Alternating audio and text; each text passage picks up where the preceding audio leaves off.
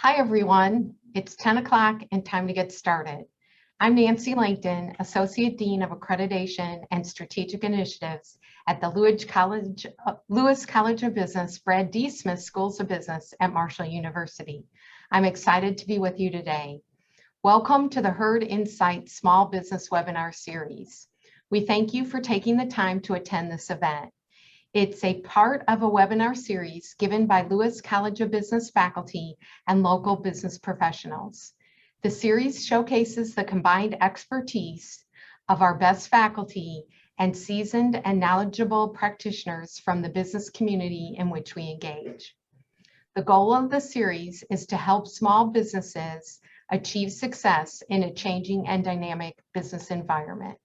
Before we start the event today, I would like to say a few words about the college and its mission. The vision and mission of the Lewis College of Business, Brad D. Smith Schools of Business, is to be a next generation business school and to promote a high quality business education and economic development. We do this by implementing our strategic priorities for external engagement, including lifelong learning programs, the Business Leadership Symposium, the Dean's Distinguished Speaker Series, and the CEO panel that many of you have attended. The college also has outreach centers, including the Center for Entrepreneurship and Business Innovation, or what we call the I-Center, that helps small businesses innovate with a focus on design thinking techniques. The BB&T Center that promotes consulting and research projects between students and the community, and our new transformative sales and service center that provides sales training and networking opportunities.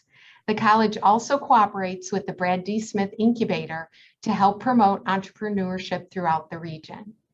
As the nation and the state are rebuilding businesses and economies coming out of the pandemic, the Lewis College of Business is committed to supporting our local businesses, alumni, and other stakeholders in re-engaging, recharging, and redesigning business models.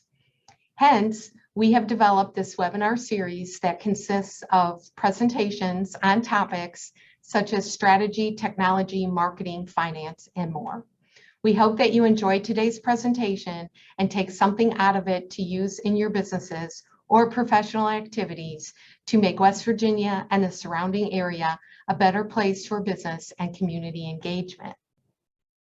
Today's informative and engaging presentation is titled, Building a Purposeful Business, How Businesses Are Changing to Embrace 4 Key Attributes. It is brought to you by Dr. Monica Way and business professional Paula Taylor. Dr. Monica Way is an assistant professor of marketing here at the College of Business. She is the founding director of the Marshall Sales Center and the associate director of the DBA of our new DBA program. Dr. Way has over 10 years of experience in marketing research and strategy. Paula is the CEO and founder of Pressing Strategies, LLC, with over 20 years of experience in media, government, public and private businesses. Monica and Paula will explain what it takes to build a purposeful business and the 4 key attributes businesses must embrace. Please feel free to ask questions via the chat function during the presentation. Monica and Paula will answer these questions at the end. I now turn it over to our presenters. Thank you, Nancy, for the introduction. Good morning, everyone. My name is Monica Way, and it's a great pleasure to be here today. And thank you, Nancy, for inviting me and Paula to speak today. So like Nancy was saying, I am an assistant professor of marketing at Marshall University. I'm also the director of the new Transformative Sales and Service Excellence Center in the College of Business. So we just call it the Sales Center for short. So a little while ago, Nancy asked me to speak for Her Insights with an accomplished professional who understands marketing, sales, and communications. I immediately thought of Paula, who is one of my dear friends. So Paula has a long history, career history in public relations and marketing communication arenas. So I actually have invited her to speak to the marketing students several times. Each time after her speech, students usually reach out to her for mentorship. I know Paula is always very busy.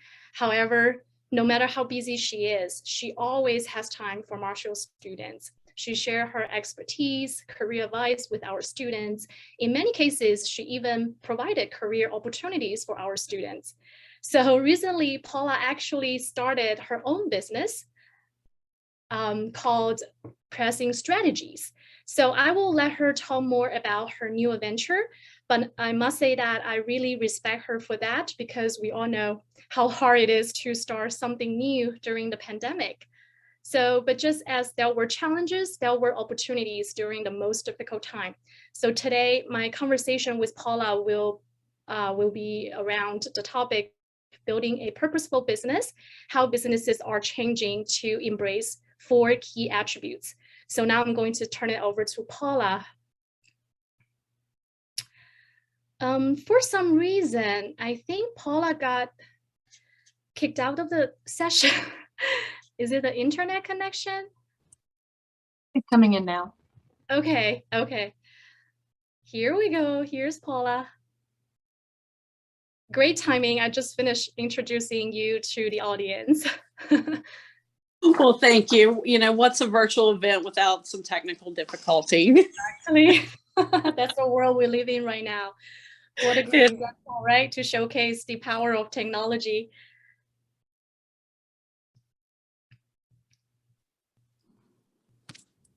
Okay, so Paula, if you would like, we would like to have you introduce yourself a little bit, and then we can talk about some challenges we observe in the business world.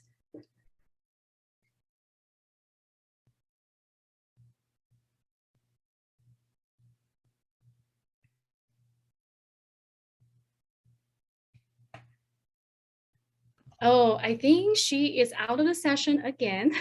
Some technical support, Alina. I just added her back in. Okay, great. Here's Paula. Paula, we can see you now. Okay, sounds good. Good morning, everyone. Sorry for the technical difficulty. Had to go to my phone. You know, it's great to be here today. Happy Monday. I'm always honored to have the opportunity to do anything with Marshall University.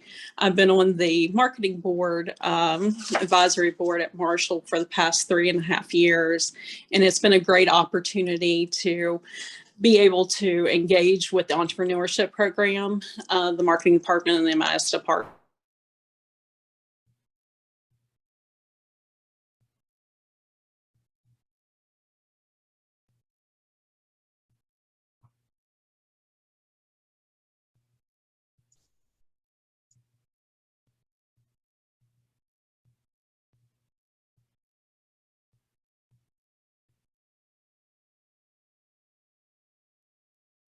Looks like, sorry, looks like Paula is frozen or her image is frozen. Is it just for me?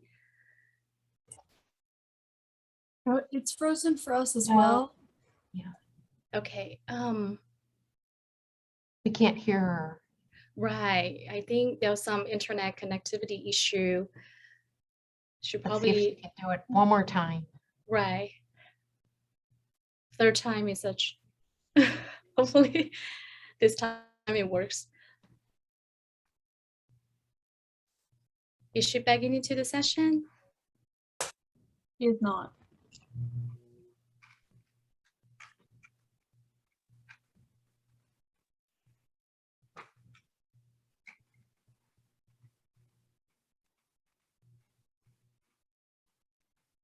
It actually fits into our theme today. We wanted to talk about how do you build a purposeful business in the digital world, because there are just so many challenges coming with it. Oh, here's Paula.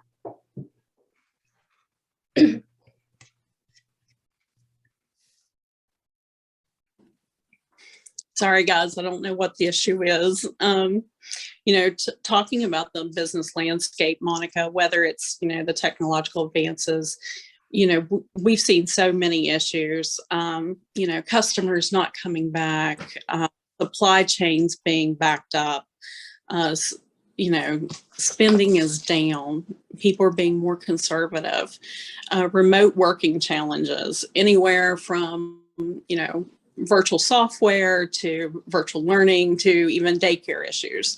Come in and do business and sit around a table to a strictly online model, pausing, in-person working or networking opportunities has been definitely an issue, especially for small businesses who depend on expanding their networks locally.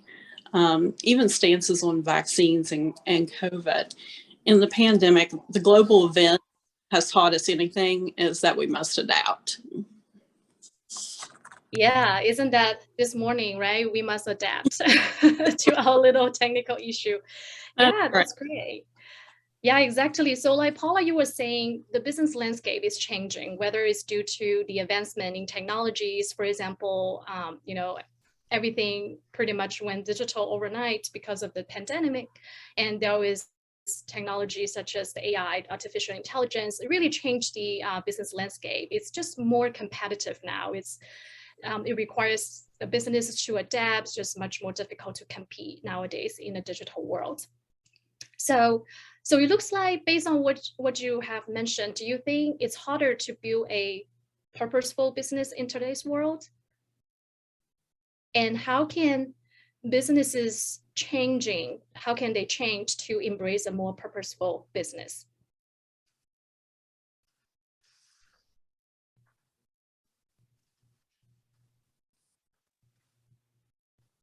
Did we lose Paula again?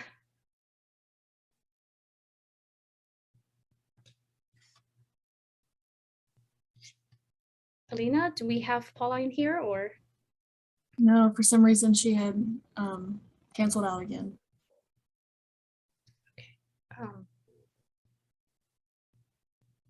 Sorry, guys. This is definitely not something we expected this morning.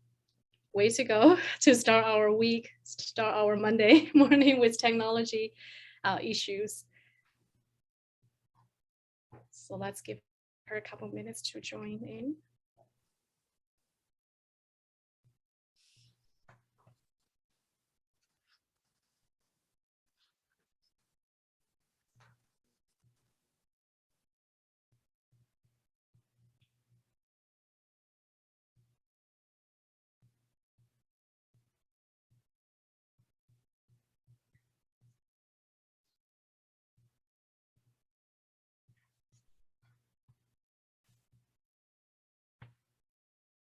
Monica, Yes. maybe while we're waiting, you could talk to our audience a little bit about why Paula and you chose this topic area.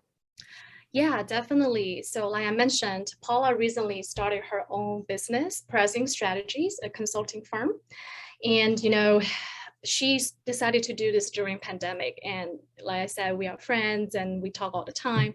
And I always ask her, why did you start a business during such difficult time? And obviously there were challenges, but there were a lot of opportunities as well. So one of the opportunity being that building a very unique business model in the digital world, because we have seen some business completely gone during the pandemic, but then we also see new businesses.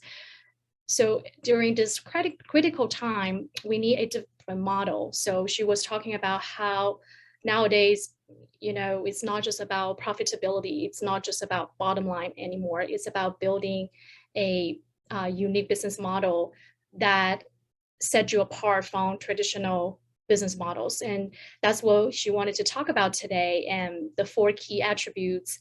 I don't know if I should go into the 4 key attributes before she comes in, but I think I could.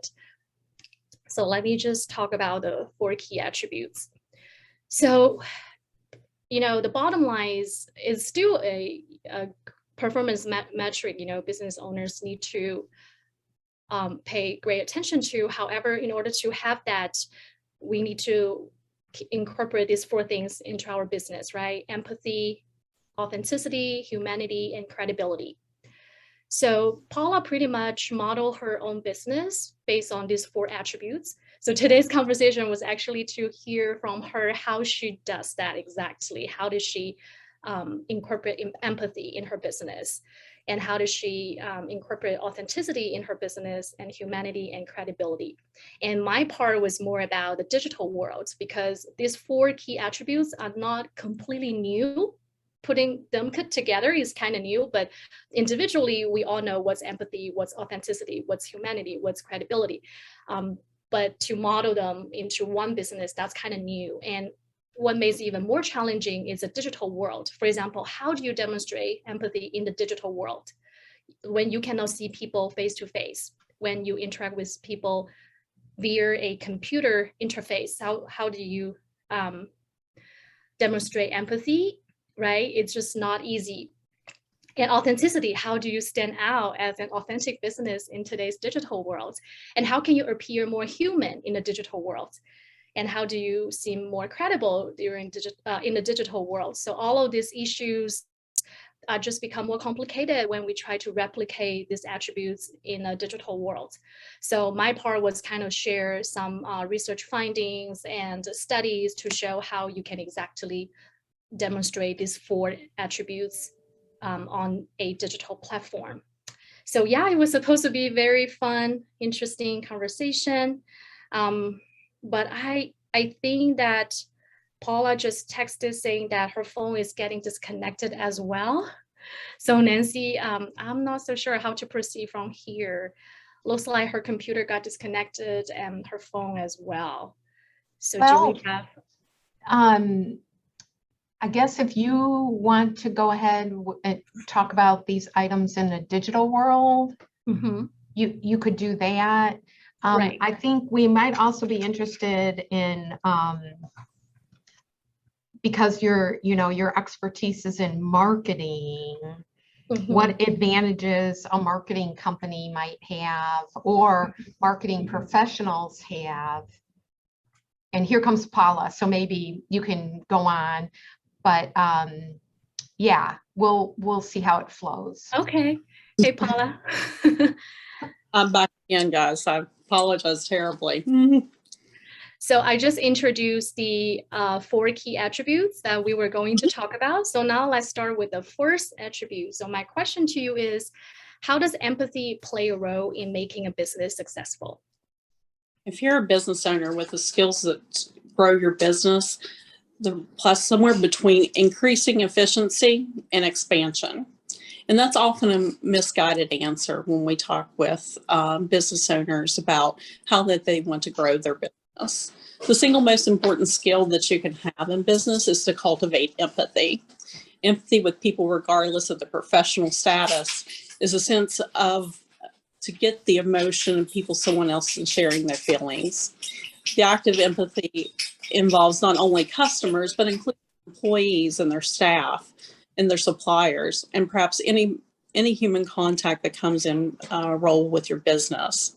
You know, you look at Amazon since the pandemic and how their business models have changed, whether that's bringing daycares in so people can work, helping with virtual learning while people are home with their children, going remote as a full-time capability.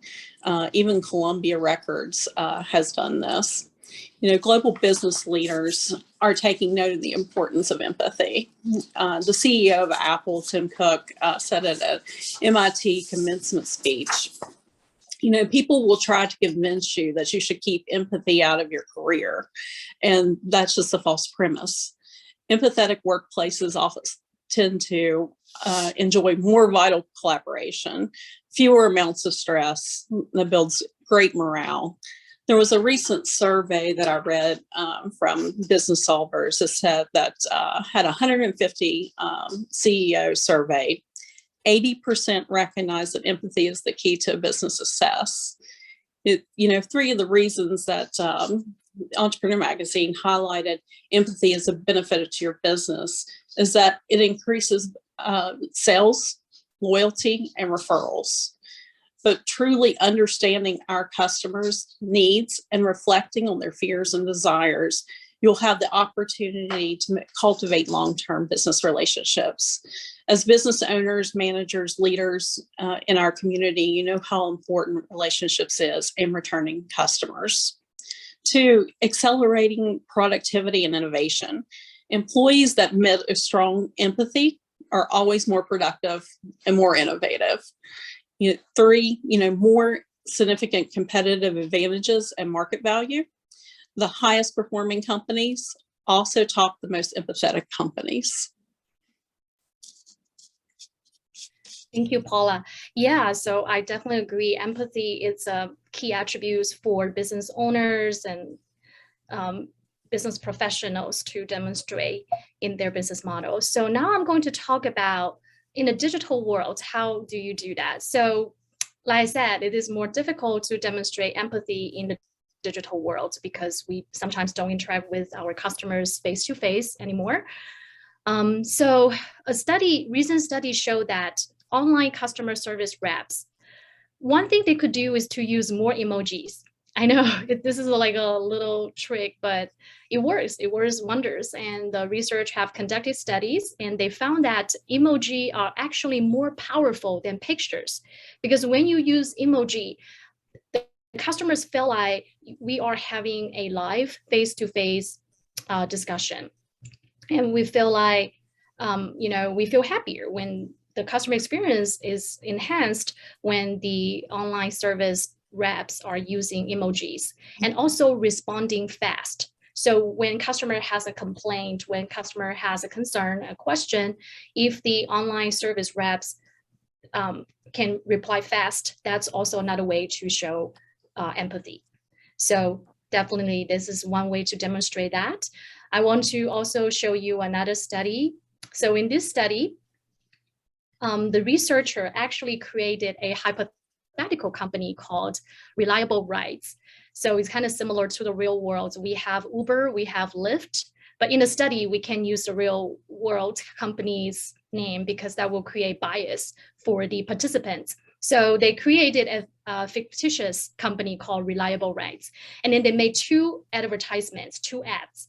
So one, the ad on the left is a platform-focused condition. So this ad mostly focusing on the company, focusing on the business platform, the ride-sharing platform. So we call that a platform-focused condition. So this ad does not talk about the human at all.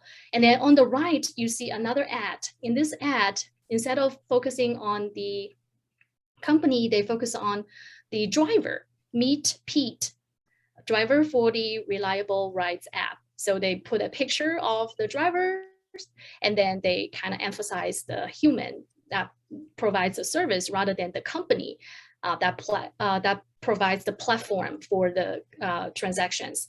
So can you guess which condition, which marketing communication, which ad increase the consumer's likelihood to download the app? I don't know, Paula, what's your guess? I tell you, it's the human connection. Even when you talked about emojis, it sets the tone for what you're going to read. It puts you in that frame of mind, whether you see that sad emoji, you get your ready to listen to something that could be heartbreaking. If you see the LOL emoji, you know you're going to laugh. So it's really important, all these digital aspects coming into building up empathy for our businesses.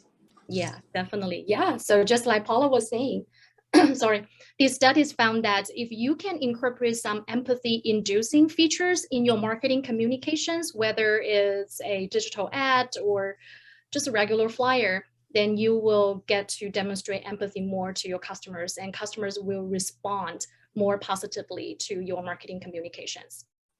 So yeah, so the message is that use more emoji, reply fast, and also try to incorporate empathy-inducing features when you design your online interactions with customers. Okay, so that was the empathy discussion. And now let's talk about the second attributes, which is humanity. So Paula, how does humanity play a role in making a business successful? Sure, Monica. The pandemic was a wake-up call for businesses to become more human. The fear and the uncertainty allowed employees and business leaders to connect on a human level that they've just was either taboo or never happened before. Discussions in the workplace were around workers' needs, daycare, sick time, and more flexibility. And now companies are taking steps to build a more human-centered business model with its people in the center of it. You know, when we developed pressing strategies, we talked about all the places that we worked. And, you know, we took the good attributes of the places that we were before and we built on them. We know that in order to have a successful business, we have to have good people and we have to meet their needs. Businesses are starting to prioritize human aspects, you know, and directly into the minds to foster human relationships. So companies believe that you allow employees to become their best version of themselves, that it will turn their business into a better version of itself.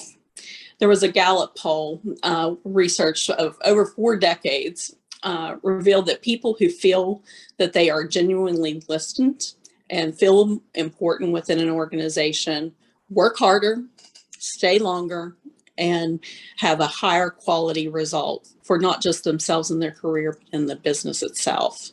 Similarly, this reflects that customers as well, you know, eventually buying more, referring more, building brand loyalty, even in the worst of times.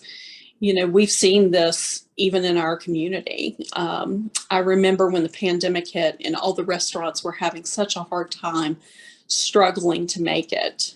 And then there was a call out on social media, you know, to keep these places in business.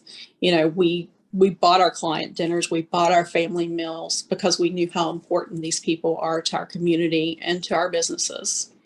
You know, the effect during the first global lockdown were, you know, the human elements were struck by business, continuing to deal with them and running them. But accelerating humanity in the workplace and making their lives better doesn't end at just providing snacks and a foosball table. You know, it's more about what we can offer people, you know, whether that's, it goes beyond compensation and fringe benefits.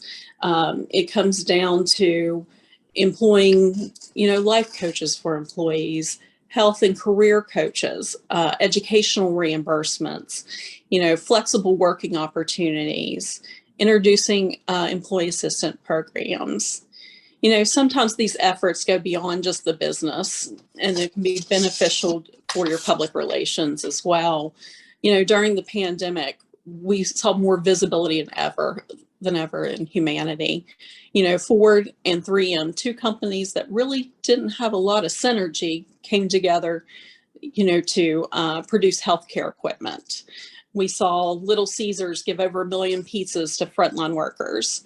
We saw Spectrum give 2 months of free internet for K through 12 students, are just examples of how businesses are coming together and not just, and coming out of their profit model to become more human to their customers and their employees.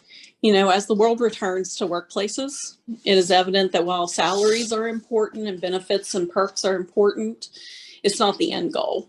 The end goal is how can we have a happy workforce, keep happy customers. And Monica, you know as well as I do, it goes beyond the staff and the customers. Yeah, thank you, Paula. That was a great discussion. And indeed, you know, nowadays we are in this world, technology is started to be dominant, and we even use technology to replace some human activities. For example, we use AI, right, to offer 24/7 customer service online, and we use AI to engage in B2B sales.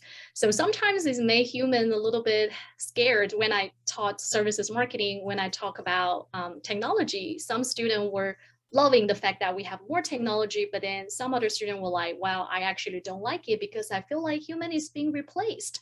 So this is always, you know, an area where people just kind of think about how this world is changing and how it will become in the future. So one thing that we need to really remember, technologies are great, but it's people that create the value. So when you have people, when you have technology, it's not, so we should arrange the technology around the people, not the other way around. So technology will never be able to completely replace human. It can make us better, make us more efficient, make us more productive, so that it saves us time, so we can think about more big picture, higher level strategic things. However, it can never replace human. So having people-centered technology means that you will have a people-centered business. And kind of like what Paula was talking about, when we talk about humanity, it goes beyond just employees. Literally, we wanted to maximize contribution from all the stakeholders. When I say stakeholders, it does not just mean employees, it also means customers, distributors, and suppliers. So all of us are customers, right? In this digital world, we all contribute product reviews to Amazon. We all like people's posts on Facebook. We all rate restaurants on Yelp. So when we're doing this, we are creating value to the businesses, to those services. Well, when we use those services, when we use Amazon services, when we use Facebook, when we use Yelp, we benefit as customers. We benefit from those services by reading other people's comments and posts and all that. But when we do those things, we also contribute back to those services. So we all know that end users contribute some 3 billion likes, comments, photos, and other content to Facebook every single day. So who really builds Facebook? Is it the company's internal software engineers? Or is it the 1 billion users? And I would like to say it's probably both, right? So business, we need to know how can we engage more people beyond our organizational borders. So not just our employees, but how do we engage our customers, our suppliers, our distributors? So all these people, how can we maximize contribution from them? How can we encourage them to interact with us more and to contribute more content, to create more value with us? So this whole engagement leverage is the heart of today's business.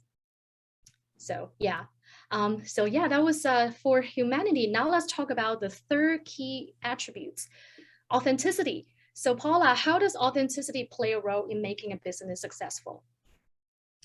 So if we look over the past couple decades of how we run businesses, there are several variables before they come to terms with interacting with the business. And the key is trust. It's one of the key concerns. There was a survey by Elderman Trust that talks about the severe depreciation of trust in institutions and organizations, businesses, their brands, and in particular, only 52% of respondents trust a business. In the United States, that's only 48%. Less than half people trust our businesses. So we have to build trust. This downward trend is even more viable with the question of authenticity, dangling around brands and what do they do. You know, social media hasn't been helpful in the age of misinformation and being a former broadcaster, you know, hearing the word fake news, people are more skeptical about a brand. You know, the Gen Zers and the millennials have a higher expectation than any other sector. A recent global study said that two populations prefer authentic brands, and 82% added that they trust a company more if they have images of real customers and, you know, actual facts and testimonials. You know, regardless of the industry or scale, there's some quick tips that can help build humanity within your organization. You know, humanizing work culture. You know, today customers don't look at a brand alone. You know, they dig into the company culture. They look for a brand that walks the walk and talks the talk. They look for a purpose-driven mission, and they're looking for favorable work culture. As one of the emphasis marketing experts, Mark Schaefer, said, you can't fake authenticity. Sooner or later, the real picture is out and you'll face the repercussions. 2 is to care about people's lives. You know, businesses that prioritize their consumers' lives as well as translates into meaningful impact for their customers. You know, Meaningful Brands did some research study that found that consumers expect brands and businesses they interact to worry about their lives. And another is social proof. Today, consumers are more informed than ever. We're making purchases not just off advertisements and paid media, but instead we're looking into social media reviews, trust icons, testimonials before you even make a minor purchase. I'm blessed to have 2 little girls in my life who want a dollhouse for Christmas. And I can't tell you that I probably spent 4 to 6 hours in my life researching the best dollhouse that there was on the market. So social media really plays an important role in, how we make our buying decisions. Yeah, thank you, Paula. Yeah, that's very great tips for how to model authenticity in the business. So in a digital world, so there are 3 things we want to be really paying attention to: transparency, honesty, and accountability. So that's kind of in line with what Paula was saying. This is especially important in the digital world because in the past, if you did something wrong, probably 10 people knew about it, and you probably can hide from things from your audience. You can hide things from your audience. But in today's world, if a business makes a mistake, within a couple hours, the whole world probably will know about it. If it's a prominent company, and how the word travels on the internet, the information just travels so fast nowadays. So companies cannot hide things from the audience anymore, not in today's world. So if there is a problem, be transparent about it, be honest about it, and more importantly, focus on fixing the problem, fixing the mistake, and own up to the mistake. Tell people that basically that you commit a mistake and here's how you fixed it. Accountability. So another way to show authenticity is, so in the past, we like to talk to customers. We like to talk at customers. We don't like to talk to customer, because when you talk at customers, is one-way communication. We are telling customer what we stand for, what is our company is all about. So that's one-way communication. That's the old past. But now in today's world, instead of talking at customers, we need to talk to customers. When we talk to them, that means it's a two-way communication. It's two-way street. So in this kind of communication model, you want to engage customers by asking questions, and you can do that easily by post a survey quickly, or having some social post on your social media. Just a quick survey. You have a new flavor coming out for your business, a new flavor for your drinks, for example. Put that on your social media and then engage the customer. Hey, give some feedback. Tell me what you think. Just a little something you could do to ask some questions, and that will really increase your authenticity from the customer's eyes. And also use more user-generated content. By user-generated content, I mean the content that is generated by the users rather than the companies. For example, if customers have photos, if they took photos of themselves using your product or services, and if they're good pictures and they talk positive about your business, utilize those photos, promote those photos, share those posts on your social media channel. And if customers rave about your products, your companies on Twitter and Facebook, again, utilize those, share those posts. Any positive user reviews you can get your hands on, use those kind of reviews and post that kind of content on your social media. So that will really help with authenticity. Let the customers do the talking for you. So that's one little tip businesses can consider. All right, so the last attribute, credibility. So Paula, how do we build credibility in a business model? How does credibility play a role in making a business successful? It's a major factor, Monica. So credibility is like a bubble in the workplace, and once it bursts, you can't get back to its original form. Everybody probably remembers when United Airlines had the incident where they forcibly evacuated a passenger overbooked flight. That was definitely a moment that the company broke its trust bubble, and it received a lot of hatred. 4 years later, the airline's still struggling to recover from the incident. Credibility is essential, whether you have a brick and mortar, a digital store, or something in between. As long as you are visible as a credible entity, the consumers can trust. The business will succeed and across the state and small towns in which you operate. You might offer the best product, but if you're known for lack of credibility, it's only a matter of time when it will crash. Also, companies with credibility issues are essential, even for the front end of the business is an essential part, which is as employees. Establishing credibility in the business isn't overly complicated. It has to do with practicing consistency, being honest about what you do.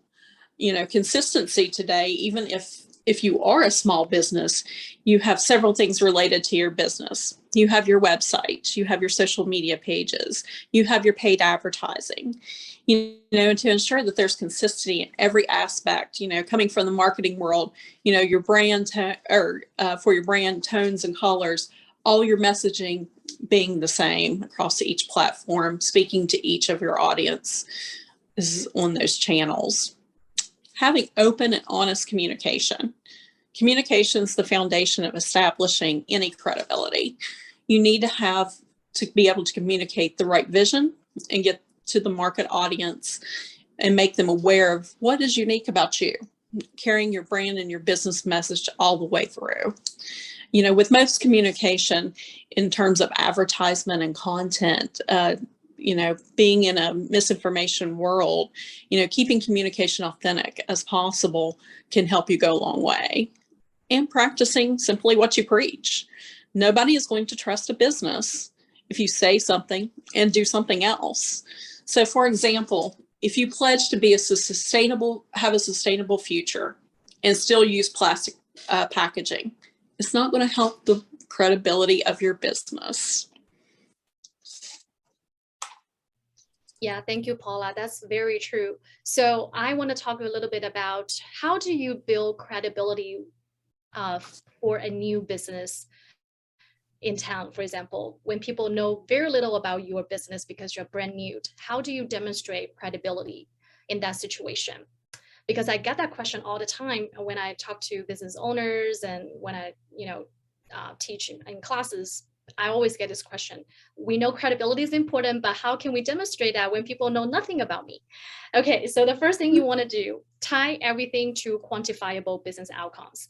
Quantify your impact.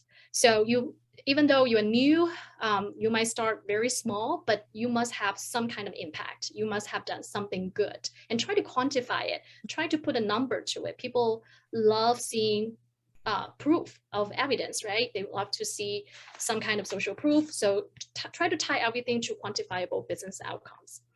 And let your employee tell your stories, because when employees are our internal customers, a lot of businesses probably don't realize that if you don't take care of your internal customers, they won't take care of your external customers, which are the end users of your products or services. So take care of your employees and let them tell the story. They will tell people how much they love working for you, and that will really help you build credibility, especially if you're new in town. Also, another thing, I know in sales, we talk a lot about outbound, right? A lot of proactive outreach and all that, but that was the other side of it, which is inbound marketing. So inbound marketing, instead of going out there to actively outreach, we try to create valuable content so that the customers come to us. That's what we mean by inbound marketing. So inbound marketing is especially important when it comes to building credibility. So think about what free, valuable content you can create for your audience so that they come to you because it's free. So like today, we're doing this webinar, right? So the College of Business is having Her Insights, a series of webinars to help small businesses overcome challenges related to the COVID-19 pandemic.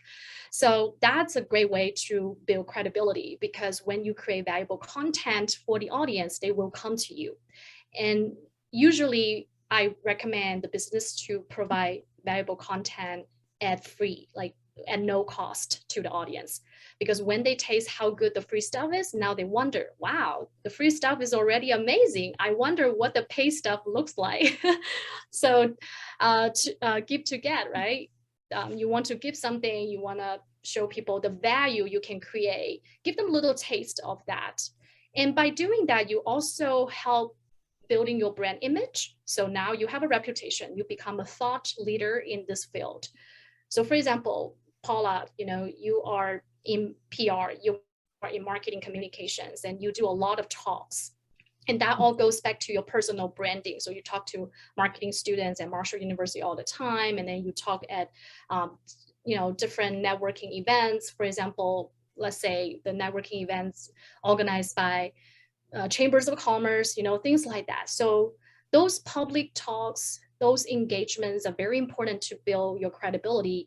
And I would advise all the business owners to do that. Try to look for, volunteer, be a volunteer, try to look for some speaking opportunities to establish yourself as a thought leader in your field. It doesn't matter what that field is, whether it's cybersecurity, whether it's a PR, it's marketing, or any other expertise area. So try to build that reputation for yourself. And by going to those kind of events, you can also connect with the group of the community, with the community of those thought leaders. So you will meet people that are similar to you, at least share similar interests with you. So that will be a great way to demonstrate credibility. Okay, so yeah, I think we talked about all 4 key attributes. And Paula, would you like to give the audience a conclusion about these 4 attributes? Sure. And just to add something, you talked about reputation, and reputation is everything when you're building your business. I remember, growing up, my parents instilled that my name was everything. And once it was tarnished, it was hard to get shiny again. And, and opening up your network, so many doors open that you could never foresee. If you would have told me that I was going to run my own business today, I probably would have laughed at you 10 years ago. Just because those opportunities may not be foreseeable, when those doors open, please open that door. You never know what's going to be on the other side.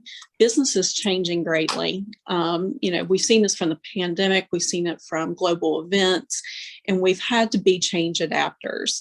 The movement toward embracing a more purposeful business is more important than ever. You look at companies like The Honest Company and how it grew significantly within no time for parents and their brands, for children. Change has been constant, and it's one of the longest struggles that businesses have to deal with.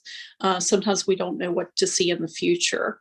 Businesses are no longer single entities that can exist to be successful just on profit margins alone. They have to have those aspects of empathy and humanity and authenticity and credibility. They're essential. Yeah, thank you, Paula. That's a great conclusion. And my challenge to everybody in the audience today is think about the next time, right? Think about next time you engage your customers. How can you demonstrate a little more empathy, a little bit more authenticity, credibility, humanity, right? So that's my challenge to you. And I'm going to turn it over to Dr. Nancy Langton to see if there's any question from the audience. Thanks, Monica and Paula, for an enthusiastic, informative, and insightful presentation today. It will help us all think more about how to build a purposeful business. I'll now read some of the questions that were posted during the event and some that arrived by email before the event. The first question is directed to Paula. Paula, how do you model the key attributes in your own business? So Nancy, when we were talking about empathy and humanity and authenticity and credibility, we looked at how we wanted to be treated, and we looked at our clients and what their struggles and challenges were, and really listened and trying to find solutions to help them. And in doing so, it has actually opened up other passive revenue for us, because we're looking at that's a need that we can meet. We have to understand from our client level to their clients, and even in ourselves, life happens, and you have to be able to plan and adapt pretty quickly. If you're not human about those expectations, you're not going to have businesses coming back to you. And it goes back to what Monica and I were just talking about reputation and credibility. 20 years experience has opened up many doors for me. And Being someone who is dependable and people want to work with and people want to refer is very important to me in my ethics. It's when my partners and I sat around the table and discussed, what we wanted our business to look like. We wanted that open door policy where people could just come to us and talk to us at any time, that they can share their experiences and we could help them along the way in their journey. Great. I have another question here, and it has to do with empathy. So the question is empathy harder when customers are not satisfied or perhaps even angry? And either one of you can answer that, or both of you, if you want. Sure. Oh, okay. Paula, go ahead. It is hard when someone is upset and trying to understand where they're coming from and their struggles, and trying to verbally communicate with them that you understand where they are and you're truly just wanting to help them. People who I feel like come into a job who just want to check a box, do the least that they can and get out, really hurts a business. And the people who get involved with their customers often succeed a lot more because they do show that empathy. Yeah, and I agree. It's definitely harder, but it's also more critical when things go wrong. So when I taught services marketing, we had a whole chapter called service failure and service recovery. So service failure meaning that when something wrong happened, for example, the customer ordered a medium steak, and then it came out as well done steak. So the customer was upset about it, things like that. So that will be a service failure. So when service failure happened, the strategy I taught my student to recover that service, the first thing you want to show was empathy. Very, very important. The first thing you want to do, apologize, definitely own up to it. We talk about accountability and explain. Sometimes people, when they complain, when they were angry, they don't necessarily look for monetary compensation. They don't necessarily look for money, but they look for some emotional release. So they wanted to know that people were listening, their voice is heard, and they just wanted to talk sometimes. So an apology goes a long way, and explanation goes a long way. So what happened? Why the steak came out well done? Maybe you were short-staffed. Maybe because it's holiday season, the employees didn't come to work. This is the power of because. When you tell people this thing happened because of these, customers understand, and then they will get less angry. So I would say, yeah, empathy is so important, especially when things go wrong. And if you are able to show that empathy, you will be able to recover that situation, and customers will actually end up being more loyal to your business. So yeah, definitely, that was a great question. Okay, thank you. There's another question here about humanity. Bigger businesses may be able to do these things like life coaches, etc. But what about smaller businesses? How can they emphasize humanity? There's often a lot of community support programs, especially for smaller businesses. I myself being one. Learning the resources that are out there. Even through the Marshall community, or whether it's the regional chamber, there's all kinds of resources out there where you can help humanize your brand, humanize your business. It's just searching for what your needs. And I would encourage you to ask your employees, what are their challenges? What are their struggles? And to see what you can do, because sometimes that can be so simple that it could also be internal. Okay, another question we have is for both of you. For a brand new business, which key attribute would be the first priority? So you talked about a lot of things that could be a little overwhelming. What would you suggest as the first priority? I would say for me, a lot of times when we interview people, you're looking at a resume and you're looking at a bunch of hard skills, and soft skills have to be conveyed once you once you speak with someone.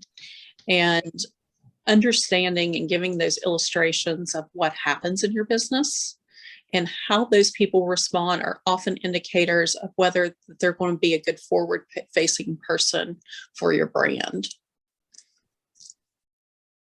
Yeah, I would say it probably also depends on the industry the business is in. If it's more service-oriented industry, I would say empathy, humanity are probably the first thing that they wanted to build, because when you focus on building those two key attributes, now you will gain credibility.